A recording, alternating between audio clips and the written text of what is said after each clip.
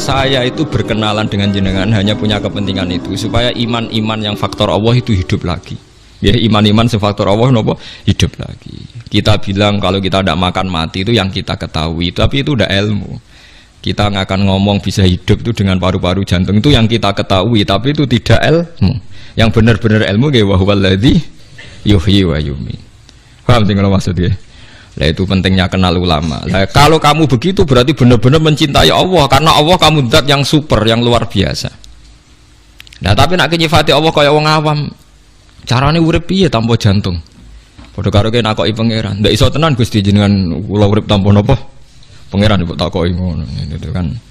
Lah itu termasuk al-mutahabbina fillah, orang yang mencintai ulama karena ulama lah yang bisa memuji Tuhan. Lane tiang Yahudi, tiang Nasrani dikritik Allah wa ma qadaru wa haqqan qadri. Mereka tidak bisa menghormati Allah dengan sepenuh-penuhnya sifat Allah. Karena mereka sering mengukur kekuasaan Allah ambek yang mereka lihat. Nggih, ambek yang mereka napa? Lihat.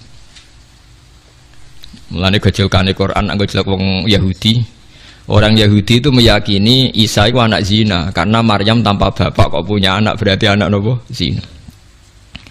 Terus jare pangeran anggap wong Yahudi jarene cerdas pikir kok. Cara pangeran yo gampang. Inna masalah Isa inta wahi kama salina Adam. Nak Isa iku mokal mergo tanpa bapak, kudune wong Yahudi luwih ingkar anane Adam. Adam malah tanpa bapak, tanpa ibu. Lah ya iku pentingnya ngaji. Ngaji ku sono pembanding. Dadi kowe nak dewa-dewakno yang Anda ketahui, Anda akan jadi kafir. Meskipun gak kafir yang terang-terangan tapi kafir diam-diam perkara ini meragukan kekuasaane napa Allah. Dadi mulane kula niku kan delok wong nggih bingung. Aku nak ra umume wong jare ra pinter, nak kaya umume wong dadi setengah kafir. Ya memang repot jadi ulama tapi harus berani ngomong. Itu tadi makanya Imam Ghazali bilang Quran ilmu tertinggi itu ketika hanya nyifati Allah, kata wa huwallazi yuhyi wa yumiit. Allah bisa menghidupkan tanpa syarat. Wa yumiit ya tanpa syarat. Jadi ya begitu. Misalnya begini bedanya ya. Saya bisa hidup kan karena makan, karena minum. Tapi orang Islam disuruh yakin ada makhluk Allah di sana yang kita tidak tahu, namanya malaikat. Itu hidupnya jutaan tahun tanpa makan, tanpa minum. Itu kalau ulama langsung tahu. Kita dengan malaikat tidak ada bedanya. Artinya kalau Allah bikin Jibril butuh makan ya bisa. Kita dijadikan kayak malaikat tanpa makan ya bisa. Karena ujung-ujungnya keputusan tertinggi malaikat rah butuh mangan ngono iku ya ora krana saktine malaikat tapi krana kersane Allah. Kita digawe lemah ngene iki ya ora krana kita lemah ya mergo kersane Allah. Itu disebut napa wa huwallazi yuhyi wa yumiit.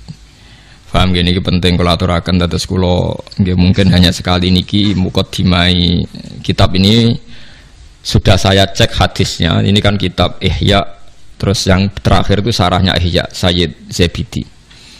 Sayyid Zabidi itu yang mensarai Ihya. Kebetulan kalau kemarin-kemarin itu sering menghatamkan Ihya. Urut, maksudnya buatan maca acak, buatan urut. Nah, sampean kan ya ora urut, ya ora hatam. Jadi artinya umpama maca ku ya mungkin tahu hatam tapi ora urut. Kayak ngaji kilatan nak ngaji hatam tapi mboten apa? Urut. Ihya itu dikarang tahun 450, beliau lahir kapundhut 505. Ora ana sing nyarai, 600 tahun enggak ada yang mensarai. Sing nembe tahun 1200 wonten sing nyarai, tiyang alim saking Yaman. Termasuk Sayyid Dzurriyyah Kanjeng Nabi ini jenis Sayyid Murtadho napa Az-Zabidi. Wonten sing maca Zubaidi, tapi kalau nak maca Az-Zabidi. Nah, ketika saya baca itu terakhir beliau di kesimpulan pada akhirnya sing diridani Allah itu nanti hanya orang yang saling mencintai karena napa Allah. Karena ini yang menciptakan agama, kata beliau, karena ini yang menciptakan apa? Agama. Terus Sayyid Zabidi nyontohkan orang Islam yang paling fasik hukumnya gimana, ini juga ikut menciptakan agama. Ini misalnya begini ya, di Jogja misalnya kan mayoritas Islam. Masih preman jenenge Nur Aini kok misalnya sing wong nakal jenenge Solikati sebagai masih gini. Paling ndak itu kalau ditanya masjid itu roh ya ora janggal nak wong Islam. Ya kita menjadi mayoritas Jumatan raisin, salat raisin mergo mayoritas Islam meskipun ketemu orang-orang yang tidak napa salat. Tapi kalau ada misalnya hidup di Australia atau hidup di Ambon ya, namanya siapa Martinus sopo jeneng Kristen terus kita takok ape salat kita takok masjid rawani Wis meragukan ana orane ra jelas sing ditakoki tidak napa Islam. Tapi wong fasik sing ora salat lah asal Islam, kita kok masjid ora sungkan wong ndekne Islam. Itu zaman Sidina Umar ngendikan, apa orang fasik Islam dapat saham ghanimah? Jawab Umar dapat, karena memperbanyak kuantitas. Lah iku ki al-mutahabbina napa? Fillah. Kula niku nate diceritani kanca-kanca tonggo kula sing kerja teng Malaysia, TKI teng Malaysia. Itu pernah satu kapal tuh saking banyaknya penumpang itu ada Jumatan karena pas dina Jumat. Walhasil penumpang sebagian sing non muslim gak seneng karena dak bawah itu dipakai Jumatan, yang tempat publik itu dipakai Jumatan. Wong Islam senengane ganggu wong ae, wong kapal wong akeh dienggo Jumatan. Itu sing ngomong ngono dijotosi. Sing jotosi sing ora Jumatan. Jadi yo dene ra Jumatan jagongan mbek Cina. Ngono niku tangga kula. Aku ra trimo Gus tak jotos. Lah kok Jumatan nggih mboten.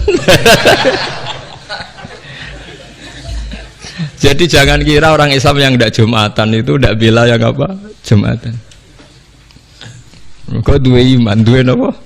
Duwe iman. Lah masalah Islam sing kereng-kereng ngoten niku terus saleh kok sampean nggih mboten. Nggih seru-serunan ngoten mawon, tapi nggih penting. Lane ngendikane sing aran hikam, umpama nure wong mukmin sing maksiat itu dipadangno iku tembus langit sampai akhir bumi. Iku mukmin sing napa? Maksiat. Mergo ana nure iman, nggih ana nure iman. Lah nure iman ngopo? Ndekne nyebut Allah.